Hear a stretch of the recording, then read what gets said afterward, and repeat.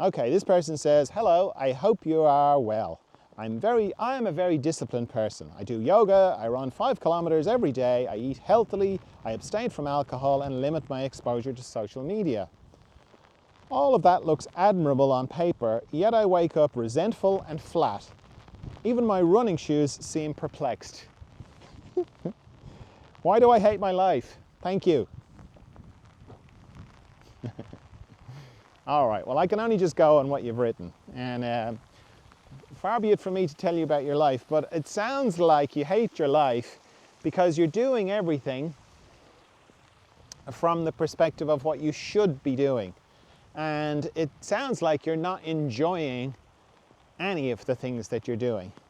As you say, they all look good on paper, but you don't like doing them. They don't give you any enjoyment. There's no juice in it. It's just, I should run. That's what you're supposed to do. I should eat healthily. I want to eat the donuts and the cake, but I'm not going to let myself because I shouldn't. And, you know, it's not that there's anything wrong with any of that, but you end up, as you say, hating your life because you're doing everything that you should be doing and none of it's giving you any pleasure. The other end of the spectrum is just the endless pursuit of pleasure, and it actually doesn't give you any pleasure either. Because we kind of think, oh, the things that give me pleasure, those are the things that make me feel good. And they do short term, of course, but they don't give you satisfaction. In my experience, doing things that are challenging, they will give you a lot more satisfaction. They'll actually make you happier. That's what I've discovered. Because, you know, here I am walking along in the rain, making a podcast. Now, I'm doing this because it's enjoyable to me. It gives me satisfaction. If I was doing this because I had to do it, or because I felt like I should have to do it, I wouldn't enjoy it. There'd be no juice in it. And you can apply that to everything. Like, you know, I used to drink alcohol and I really enjoyed it. I used to smoke cigarettes, loved smoking cigarettes. But there came a point when the scales tipped and I no longer enjoyed it. And depending on what it is, I mean, with cigarettes it took me a while. With alcohol it took me even longer to kind of for the penny to drop and for me to go, you know what, I'm not enjoying this. And for it to just naturally fall away. So for me, it's easy not to smoke cigarettes now. It's easy not to smoke alcohol, to drink alcohol. I don't have any problem with it at all. I don't feel like anything's missing because I'm not shutting myself into doing it. I'm not saying I shouldn't do that because it's, you know, bad for me or anything like that. I don't do it because it doesn't give me any satisfaction. Okay?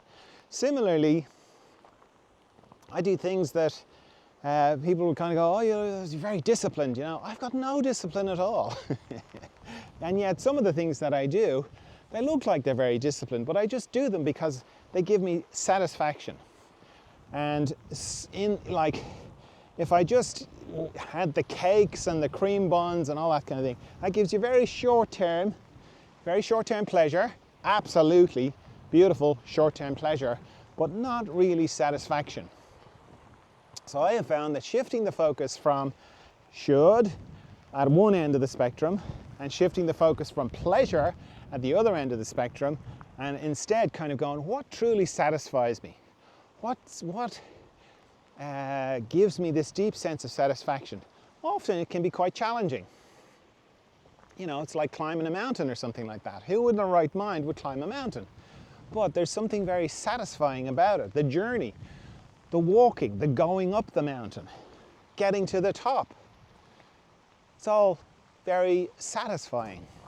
The big projects, you know, like there's a thing with people as they get older, you know, this idea of retirement, which was completely constructed idea of like you work and then you reach a certain age, usually at 65, and that's it, you don't need to work anymore. And you kind of think, oh, that's great.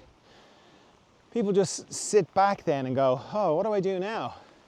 It's amazing the number of people who die at 66 or 67. And there's a feeling of like, oh, I won't do a big new amazing thing.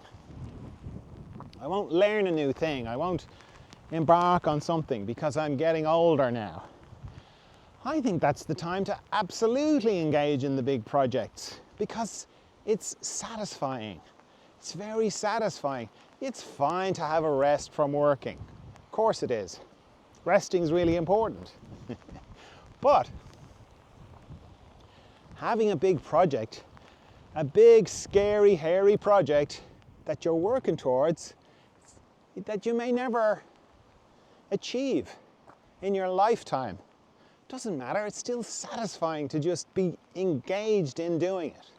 Once it has that juicy satisfaction feeling, once you're not shutting yourself like, I better engage in a project because I don't want to die, that's not going to work. You can do it, but you're going to end up hating your life like this person. So yeah, that's what I do.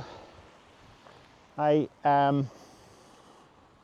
do things that are satisfying, and then that makes, do lots of things that are satisfying in a row, and you end up with a pretty satisfying life, even though it's difficult. But then, you could look at it and say everything's difficult, isn't it? In one way or another. Oh yeah, that's what I suggest.